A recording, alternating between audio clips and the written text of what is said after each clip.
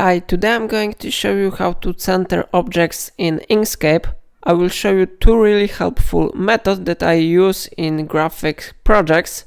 So, for example, we have here two boxes. First we need to do is go to Object on the left upper corner, and then we need to select option Align and Distribute. I choose it, and like you see, window on the right side has been successfully displayed here. So for example, if you want to center this box on this box, you need to select here selection area. After that you click on this box, and now you press and hold shift, and after that you click on the green box.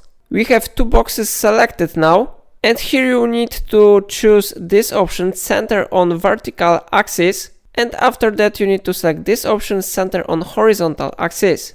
Like you see, two our objects have been successfully centered.